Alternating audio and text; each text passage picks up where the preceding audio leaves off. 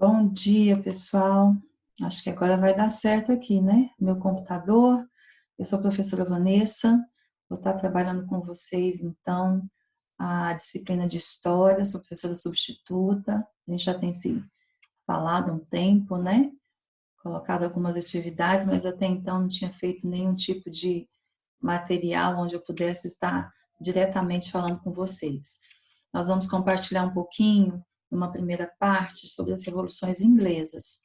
Vou compartilhar um material aqui com vocês, material que eu fiz no PowerPoint, né, sobre essas revoluções que aconteceram no século XVII.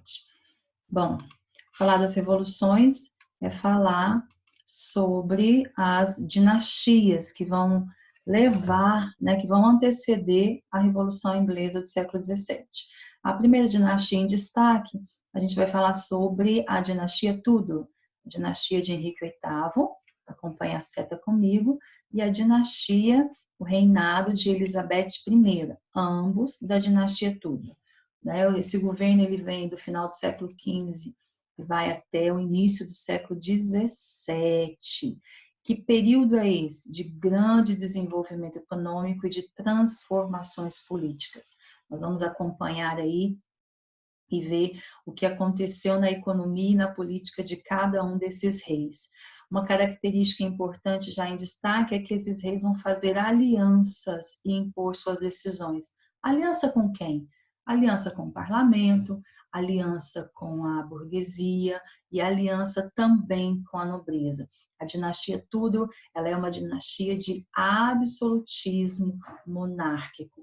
A coroa, ela vai ganhar essa soberania, essa supremacia, e que ela vai fazer da Inglaterra a maior potência comercial e marítima. Isso são aspectos importantes de Henrique VIII e Elizabeth I. Né?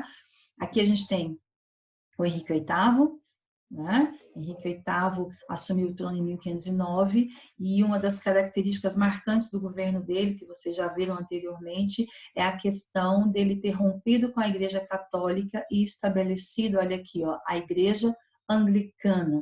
Por que romper com a Igreja Anglicana? Primeiro, porque ele queria um divórcio com Catarina de Aragão, casar-se com Ana Bolena.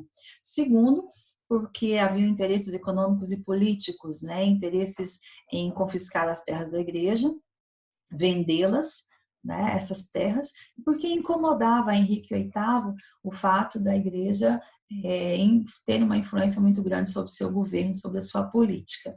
Em 1534, então, o parlamento vota o ato de supremacia, lembra, o rei tinha aliança com o parlamento.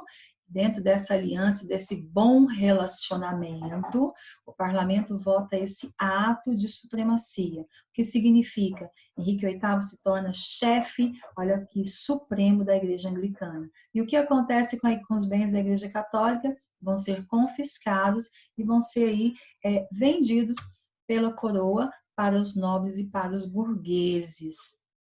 A gente observa depois do governo dele, vem a Rainha Elizabeth, né? Elizabeth, ela vai fazer com que o absolutismo inglês chegue ao seu auge, lembrando que são governos absolutistas.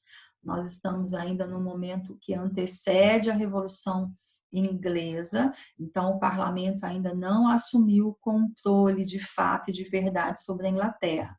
A Rainha Elizabeth, ela vai fortalecer a sua autoridade real, né? Esse fortalecimento é o que faz dela absolutista. Ela é uma mulher que vai controlar a disputa entre os católicos e os protestantes, essa disputa política e religiosa. Então, a gente vê aí a importância da soberania dela, tanto que é no governo dela que nós temos a Igreja Anglicana consolidada. Quando eu falo que ela nacionaliza aqui, ó, a igreja, eu estou dizendo que ela se torna a igreja oficial da Inglaterra. Nesse processo, ela tem o quê? Boas relações com o parlamento. São essas boas relações com o parlamento que fazem ela tomar medidas e essas medidas serem aceitas, serem colocadas em prática na Inglaterra.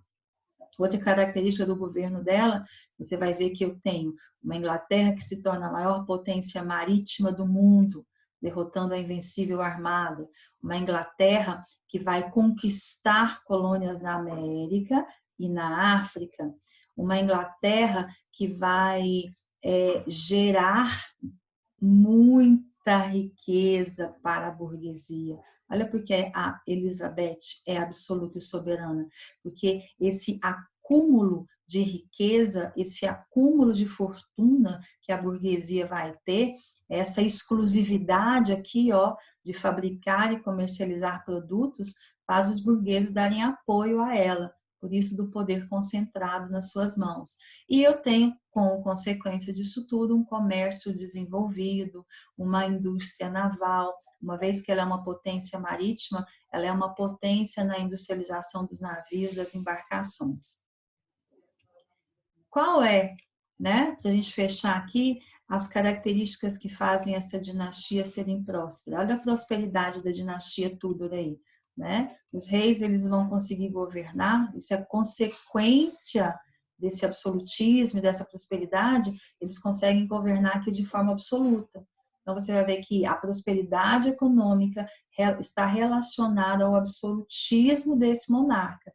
Ele faz o Estado ficar rico, ele tem ibope, ele tem poderes absolutos, ele é benquisto dentro dessa sociedade. Ele promove a dinastia tudo, o desenvolvimento de manufaturas, de uma política mercantilista e inclusive da pirataria. Os piratas eram prestadores de serviço da coroa inglesa, viu?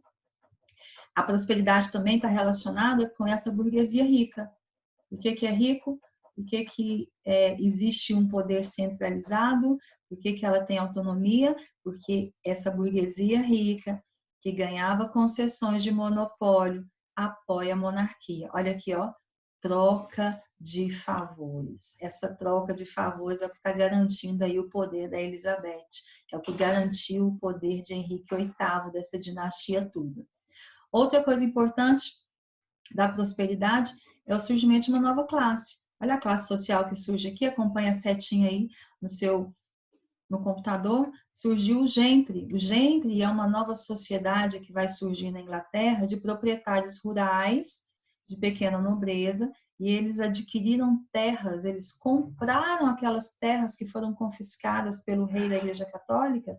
Então, eles vão comprar, eles vão adquirir essas terras e eles vão então contribuir para a prosperidade econômica, porque essas terras elas vão sofrer com cercamentos, essas terras, uma vez com cercamentos, elas vão produzir a matéria-prima, a lã, para a industrialização na Inglaterra, uma vez também que é importante perceber a mentalidade capitalista que eu tenho aí surgindo na Inglaterra.